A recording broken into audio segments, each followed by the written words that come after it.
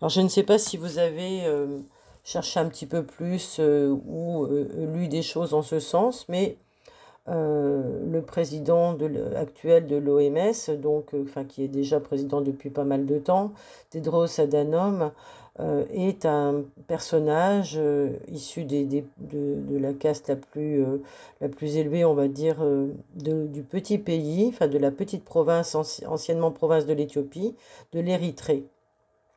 Elle fait partie donc de ces contrées africaines qui ont connu de grands bouleversements et de grands changements politiques et qui vivent aujourd'hui, d'après la presse internationale, des heures difficiles et depuis des dizaines d'années. Et ce petit pays est qualifié de petite Corée du Nord, hein, pour vous dire un petit peu le degré de dictature qu'il peut y avoir dans ce pays. Et notre président de l'Organisation mondiale de la santé est originaire de là-bas. Donc il est surprenant, hein, pour des personnes, on va dire, qui font des liens. Il est surprenant de savoir que ce personnage donc, est au courant de tous les agissements des politiques qui ont lieu, qui sévissent dans son pays, et que aujourd'hui il ose puissamment, on va dire, profiter de son statut international pour promouvoir une dimension philanthropique. Alors comment est-ce possible? Par le biais des vaccinations et par le biais de la protection avec les autres organisations mondiales de la santé, etc. Comment est-ce possible? Ce natif, bien sûr, sur Internet, on ne va pas retrouver tout son historique, puisque celui-ci, avec le Covid, a été vraiment nettoyé, épuré. Il jouit d'une très grande protection à ce niveau-là. Nous présente quand même une carte du ciel avec un magnifique rectangle qu'on appellerait un rectangle mystique entre signe mutable, l'axe Vierge-Poisson et une formidable opposition de Jupiter et de Neptune dans le signe des axes fixes. Donc, ils vont mettre en scène un jeu de pouvoir, hein. Donc, comment se fait-il qu'aujourd'hui, nous revoyons ce personnage que nous avons vu pendant les heures covidiennes, parler de la vaccination, etc., etc. Comment se fait-il qu'il réapparaisse aujourd'hui? Eh bien, parce qu'il est venu nous dire que une nouvelle épidémie avait fait surface, notamment dans les pays d'Afrique, dans la République dominicaine du Congo, et qu'elle était en train de se propager. Et donc, il fallait se prémunir par rapport à cela. On parle donc euh, du variant, j'ai plus son nom, mais en tous les cas, c'est l'abrégé de la variole du singe. Donc, ce Tedros, là, en question, on ne connaît pas son ascendant et j'ai pas eu forcément envie de le calculer. En tous les cas, il a un amas planétaire, euh, un paquet, on va dire, de planètes dont le maître par exaltation du signe, hein, Vénus, euh, qui est donc maîtresse de l'amas planétaire en Poisson, Vénus, Saturne, Lune et Soleil et Mercure, en opposition avec des planètes beaucoup plus lourdes et beaucoup plus denses qui sont Uranus, Pluton, Mars en Vierge. Donc trois planètes violentes qui sont radicalement opposées aux luminaires, aux planètes personnelles et qui viennent poser le karma de cette façon. Si on veut comprendre déjà dans quelle dialectique cette symbolique astrologique va nous conduire, eh bien on peut retenir un des rares faits portés à notre connaissance du passé de Tedros, c'est que quand il était petit et quand il était donc dans son pays, il a perdu l'un de ses frères qui était âgé de 5 ans et cela l'a traumatisé. Il a toujours dit que ce frère aurait pu être guéri, aurait pu être sain et sauf et sauvé s'il avait été vacciné, s'il avait été soigné, enfin vacciné. Donc c'est ce qui a porté très haut sa candidature aux yeux donc de la scène internationale pour être président de l'OMS, puisque lui-même n'est pas médecin, mais il est titulaire quand même de certains diplômes notamment d'après ce que j'ai pu lire d'un doctorat en santé communautaire de l'Université de Nottingham et d'un master en sciences en immunologie des maladies infectieuses qui aurait été obtenu à Londres. Donc c'est un expert de la santé, mais pas médecin. C'est un chercheur et un diplomate soi-disant mondialement reconnu. Alors c'est quand même surprenant qu'il ait autant de pouvoir sur la scène internationale et qu'il ne le soit pas forcément directement, qu'il ne commence pas par s'occuper de son propre pays, où il y a dans ce petit territoire 314 prisons à ciel ouvert. Depuis la prise de pouvoir d'un autre personnage qui se nomme Isaias Afewerki, pardon, qui est un impérialiste qui a pris le pouvoir et écarté tous les opposants, hein, qui les a fait enfermer et tuer, notamment les hommes politiques en place. Et celui-ci dirige en bon dictateur le petit pays d'Érythrée. Donc c'est complètement antinomique, complètement abject. On est sur quelque chose qui est fonction d'opposé.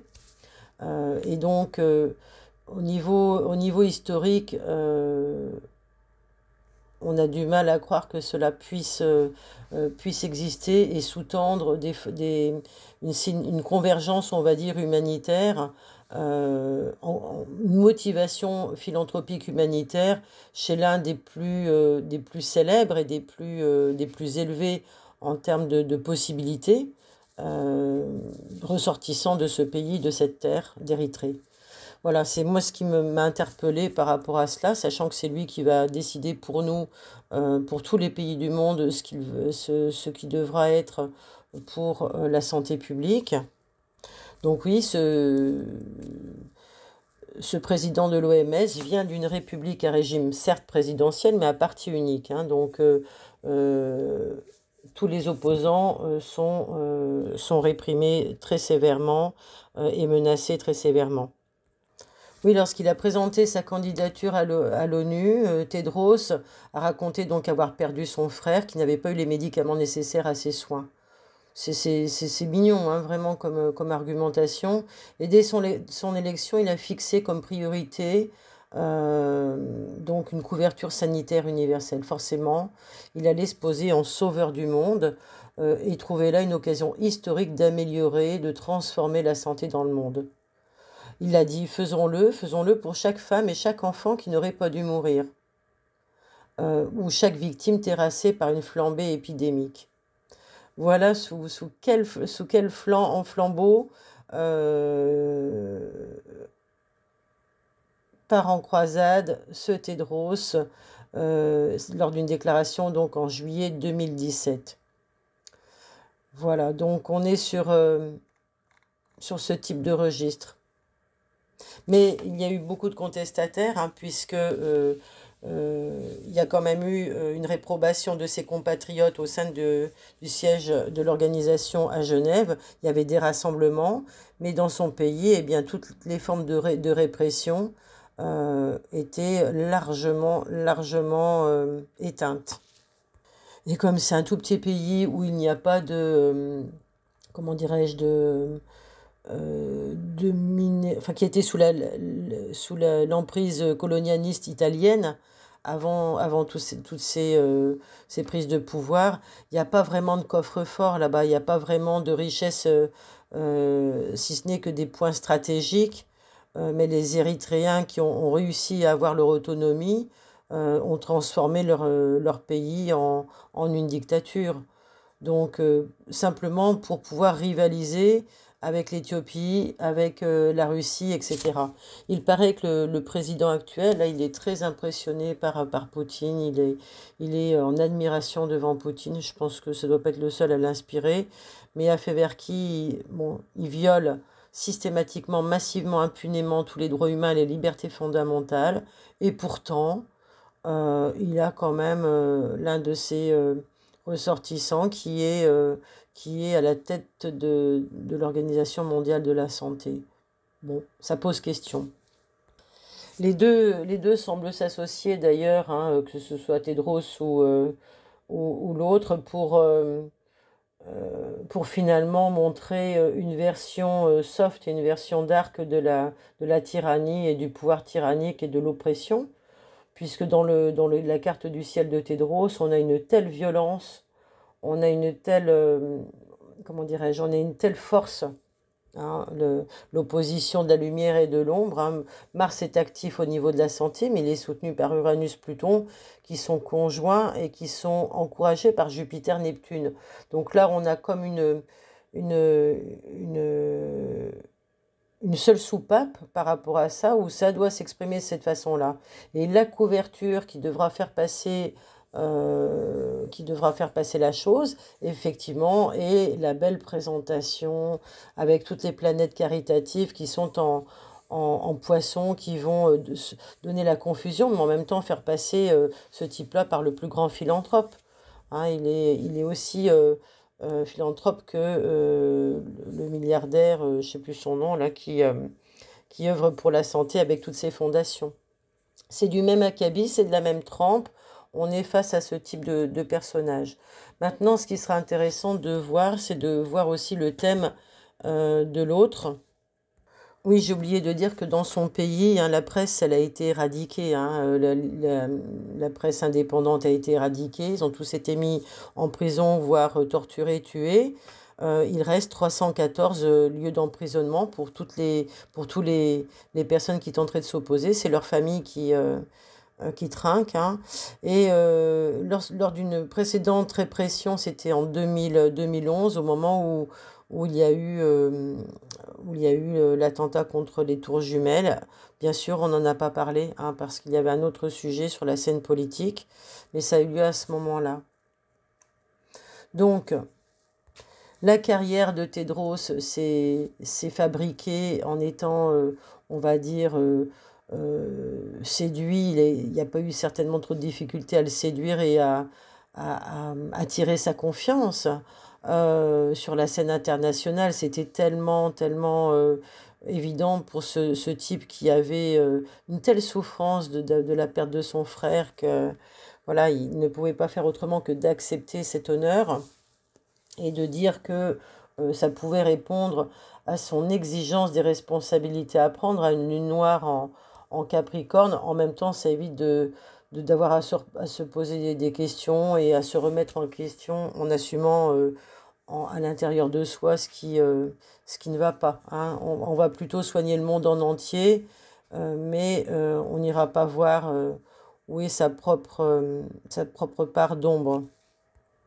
Et puis, pour accepter cela aussi, hein, lorsqu'une personne ne se sent pas au niveau ou au bon niveau, bah, elle va être obligée d'aller se chercher une impunité encore plus forte que celle que lui propose peut-être sa corporation, son pays, son système auquel elle appartient. Donc elle va dépasser l'obstacle euh, bah, en l'achetant, en le corrompant et en acceptant pour elle-même aussi cela, hein, à un autre niveau. Donc ça va être tout à fait une belle prise de pouvoir. Et là, on va être en plein dans l'axe d'opposition Jupiter-Neptune en taureau, taureau-scorpion, puisque là, ben, c'est la possessivité, c'est le pouvoir, c'est rendre objet la nature individuelle de l'autre, la santé de l'autre, pour satisfaire ses propres besoins. Ses propres besoins qui sont des choses qui reviennent à la confusion et à l'illusion de Neptune ici, hein. On est en plein dans le phrasé neptunien, où on est dans une démesure orgiaque et absurde d'un obscurantisme au niveau de la santé, au niveau des droits des individus, et on est en plein dans cette conversation abusive d'un Prométhée finalement. C'est pas uniquement là on est avec un Prométhée, hein. Il a quand même Pallas qui lui demande d'agir au niveau du Verseau. Il agit pour le futur, pour la santé, pour quelque chose qui va lui permettre de donner au pouvoir de son pays quelque chose de glorieux, de progressiste, hein. On dirait plutôt qu'il est le progressiste de la santé. Voilà comment j'aurais envie de le définir. Bon, j'espère que ce podcast sera... bah, il restera s'il reste, et puis tant pis, à la limite, Je m'en fiche un petit peu. Simplement, bah, si des personnes peuvent être éclairées par ce que je peux dire ou prendre conscience de certaines choses, tant mieux. Après, je n'ai pas d'autres prétentions. Voilà, et puis, donc, pour revenir à ce thème, ah oui, il a Chiron aussi en poisson. Donc, il se prend vraiment pour un... En fait, il aurait, il aurait voulu peut-être... alors, je dirais pas être médecin, puisqu'il l'a pas été, hein, il aurait pu le faire, il a fait d'autres études, mais il aurait voulu être sauveur, en fait, c'est ça. Et c'est, il est toujours en train d'essayer de sauver son frère, donc il continue en voulant couvrir, faire quelque chose d'universel, son combat ne sera jamais assez grand, en fait. C'est ça qu'il faut comprendre. Il est dans une réelle démesure. Alors, est-ce que... hmm, ça me fait penser que quand même, ce type-là peut très bien, au bout d'un moment, se brûler les ailes, hein. On est quand même dans une forme de non-contentement et dans une forme où finalement l'interdit n'est pas mis, puisque c'est lui qui le met aux autres et qui impose aux autres son caprice. On est plutôt dans une forme capricieuse de la volonté et donc objectisée, on va dire, hein, mais qui n'est pas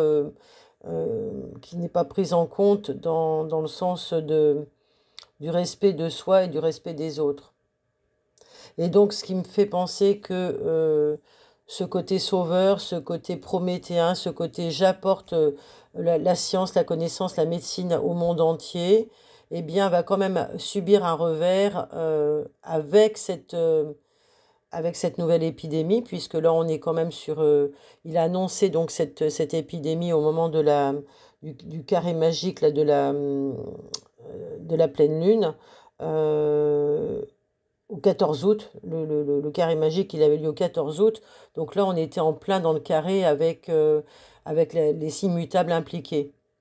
Et dans son thème, à Thédros, il y a l'axe des nœuds lunaires, avec un beau nœud sud en Sagittaire et un beau nœud nord en Gémeaux, là où transite Jupiter actuellement. Donc là, il est dans la communication de son truc, et bien sûr qu'il en joue, et ça a servi de détonateur, d'activateur, de dynamisa, oui, de dynamique en fait à son discours, mais il y a quand même quelque chose qui vient réveiller ses mémoires personnelles de conquérant, de, et à mon avis son mythe d'Icare.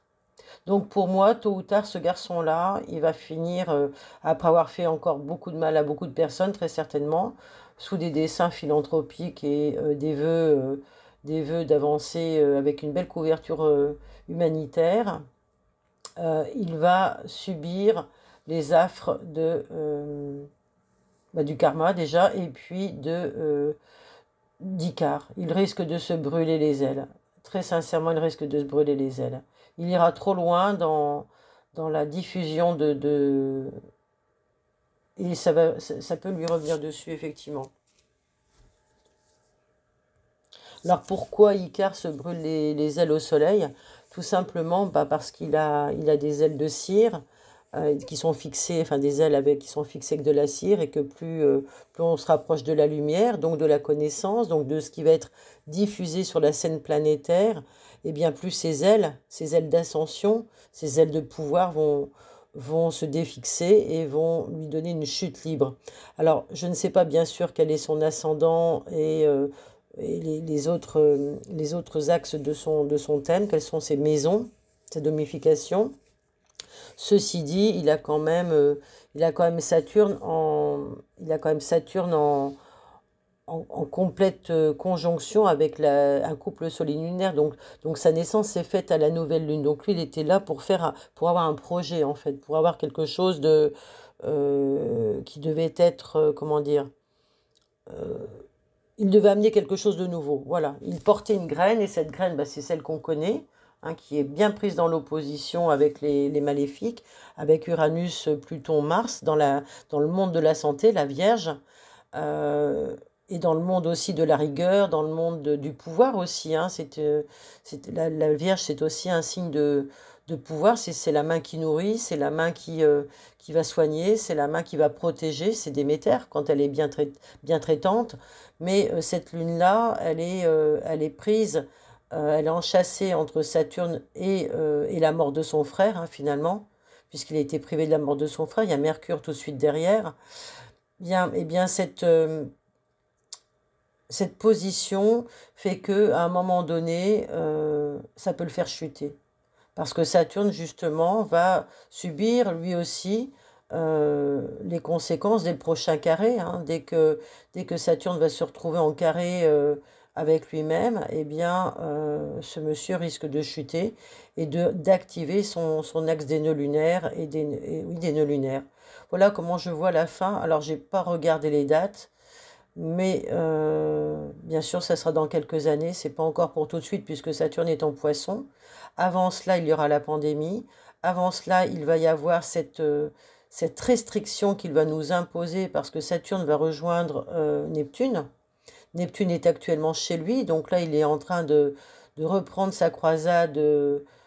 C'est une croisade, je dirais à la limite. Euh, Oui, il va reprendre. Elle va toucher la planète entière, cette croisade. Effectivement, il va avoir ce pouvoir-là.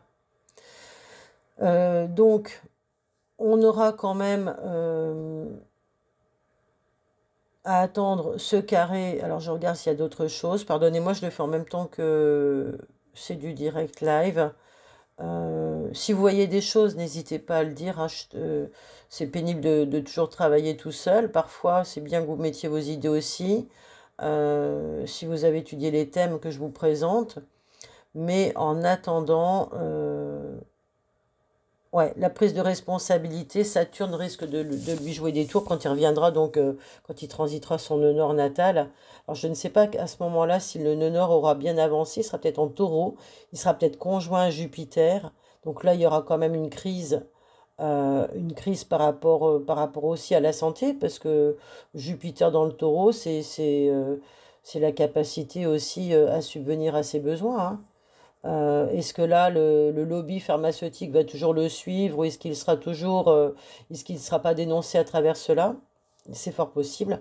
Et sans compter qu'il y aura tous les antécédents de la précédente épidémie, hein, celle de 2020, qui va revenir aussi un petit peu plus en lumière et qui va aussi concourir à faire tomber ce monsieur ou à lui brûler les ailes, hein. Ça peut tout à fait être ça. Parce qu'à force de trop exagérer, à un moment donné, il va entraîner la colère de Poséidon.